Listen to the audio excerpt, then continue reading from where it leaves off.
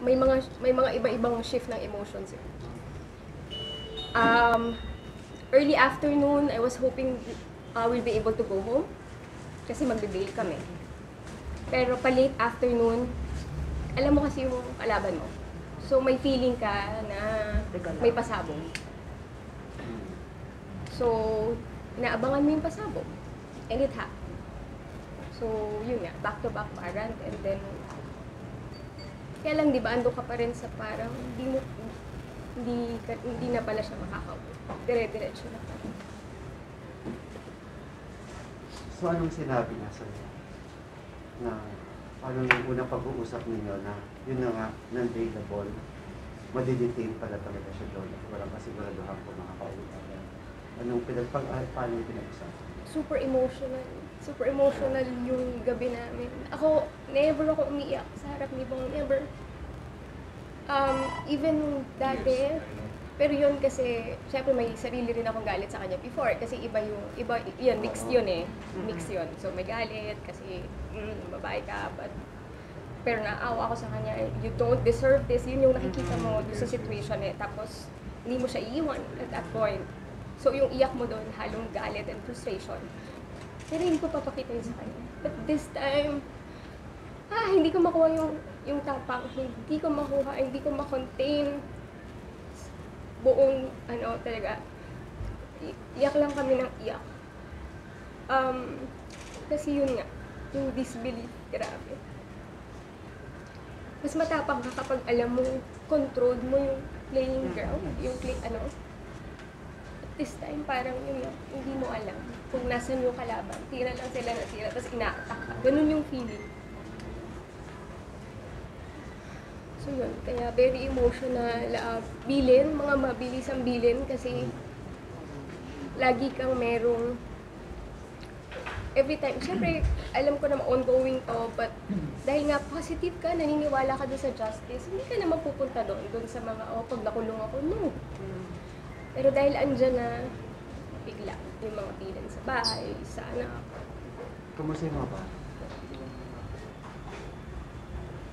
Di ko ma-imagine kung... Kaya sobrang hirap na kinausap ko sila kagabi. Oh my God. Di ko ma-imagine yung... Sabi ko yung mga tanong nyo sa akin. Kasi parang, I'm sure, ang dami nilang hindi naiintindihan. So, nakinig lang sila. Tapos nung tinanong nung isa, anong panganay na may matutulong ba kami, tita? Ang tagal kong niready nung sarili ko bago sila kausapin kasi sabi ko, hindi pwedeng hindi ako nakakatapos ng sentence. Kasi iyak ako ng iyak. Hindi, bumigay pa rin ako. Ayoko sana umiyak sa harap nila kasi gusto ko isipin nila na okay, kaya, okay si daddy. Yeah. Sana, saan po kayo kumukuha ng funds? Kasi simula umpisa, nasa talaga kayo ng sumbong. I really don't. I just think, hindi ko alam. Lagi niya sinasabi, kumukuha siya ng strength sa akin. Pero sinasabi ko rin sa kanya, alam mo, it's the other way around.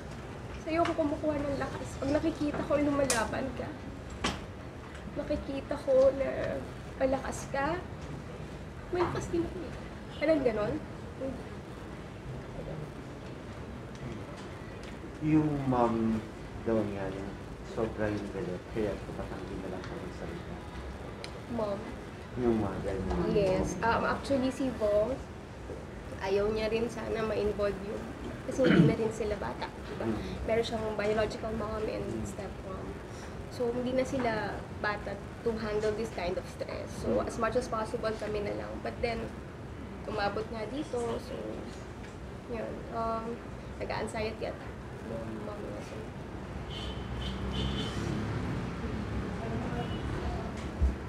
Ano po yung mga ina-expect mo pang mangyayari in the next few hours or days? Ano po yung actions na parang hindi gawin? yun nga, right now, nakatutok kami dun sa petition for bail. syempre, gusto ko man i-elaborate, I think mas okay kung yung legal team. Kasi right now, hindi ko sila masyadong I mean, hindi nanggagaling sa akin yung mga pangungulit. Parang I let them update me kasi alam ko sobrang busy nila. Kung ano-anong mga kailangan nilang paghandaan. So, yun. Siguro better kung sa kanila manggaling.